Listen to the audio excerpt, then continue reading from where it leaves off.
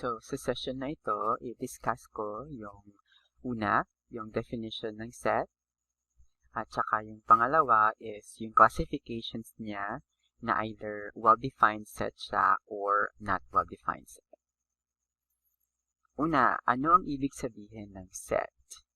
Napakasimple lang talaga yung definition niya. Yung set ay grupo or koleksyon ng mga bagay na may kaparehong katangian. So, in short, kahit anong grupo or kahit anong set or collection, bagay man yan, hayop, pagkain, anything, for as long as meron silang common na characteristic. Let's have an example. Una, yung nilagay ko dito is a group of grade 7 students. So, yung katangian nila is grade 7 sila ng mga estudyante. Isang grupo sila. So, this is a set. Number 2. A set of beautiful flowers. So, isang kumpol ng magandang bulaklak. Set na kagad yun. Number 3, yung grupo ng mga mabubuting estudyante. Pero hindi ko naman sinabi na masasama yung lahat ng yung ibang estudyante. Okay, so, this is already a good example. Alright, so punta na tayo kagad sa classification ng set, which is dalawa lamang ito. It's either well-defined set or not well-defined set. Actually, dito talaga tayo magko-concentrate. Kasi based on my own experience, maraming estudyante ang talagang nahihirapan mag-identify kung ang isang set ay well-defined or not well-defined. So, para mas maintindihan nyo ng mabuti, meron akong dalawang examples na i-discuss ko at the same time kasama yung mga conditions kung paano ba magiging well-defined at not well-defined.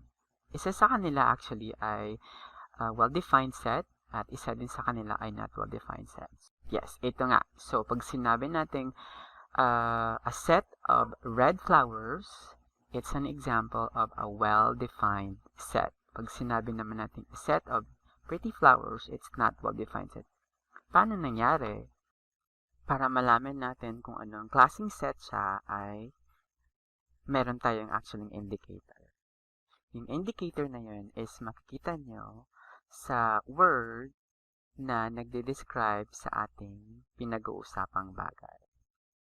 So, sa first example, yung word na red is yung nagde-describe sa ating flowers. At sa pangalawang set, yung salitang pretty ay ang ating indicator na nagde-describe ng ating flowers. So, yung dalawang words na to, yung makakapagbibigay sa atin ng daan para malaman if yung set ay well-defined or not well-defined.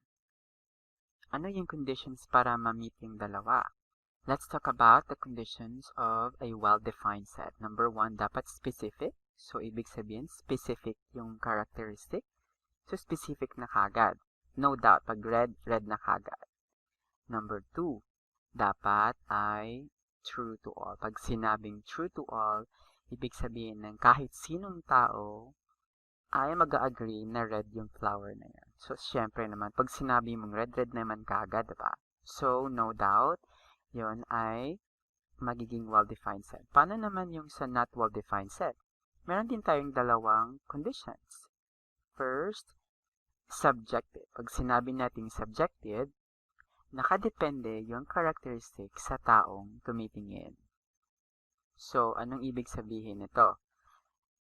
Punta tayo sa word na pretty. Pag sinabi ko na pretty yung flower, hindi ibig sabihin na yung flower na yun ay pretty din para sa ibang tao. So, yun ang tinatawag na subjective.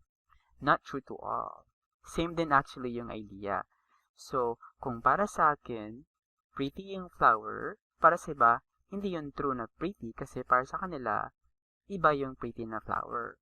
So, yun ang dalawang difference ng well-defined set at not well-defined set. Okay, so para mas ma-master natin yung dalawang bagay na to, let's go through with our examples. So, na-remember niyo ba yung mga examples natin kanina? So, i-classify natin sila if well-defined siya or not well-defined. And yung table na to ay magiging guide nyo sa pag-answer. Okay, una, a group of grade 7 students. So, syempre, hanapin natin kagad yung indicator natin. Since pinag-uusapan natin yung mga estudyante, yung indicator nila or nagde-describe sa kanila is yung salitang grade 7. Now, specific ba siya or subjective? Siyempre, specific na kagad kasi grade 7 talaga is grade 7 na talaga. So, therefore, yung first example natin ay well-defined set. Example number 2, a set of beautiful flowers. So, flowers yung pinag-uusapan at yung flowers na ito ay beautiful. Ito yung indicator. So, specific or subjective? Siyempre, pag sinabi natin beautiful, subjective kasi yung beautiful na flower para sa iyo ay pwedeng magiging hindi beautiful na flowers para sa ibang tao. Okay? So, therefore, not well-defined. Number 3, a number of nice students. So, yung indicator natin, syempre, is nice. Napaka-vague ng word na to kasi pag nice, hindi natin masyadong mas specify. So, kung para sa iba, yung mga estudyante na yun ay nice, baka kung minsan para sa iyo, hindi nice yung students na yun. So, therefore, yung sagot natin dito ay not well-defined dahil subjective yung word na to. Number 4, all yellow fruits. So, lahat na prutas na kulay yellow. Oh, mako-confuse ka pa ba sa yellow? Alangan namang sasabihin mo na yung yellow para sa akin ay hindi yellow para sa iba. Siyempre hindi. Yellow is yellow talaga. So, therefore, specific siya. Kaya, yung sagot natin ay well-defined. Last example, a set of even numbers. So, we are talking about numbers na even. So, pag even, yung even, ibig sabihin yung divisible by 2 ha. So, pag yung number ay divisible by 2, divisible by 2 na kaagad. Kasi yun ang dineclare natin. Okay? So, very specific na talaga yun. So, yung last example natin ay well-defined set.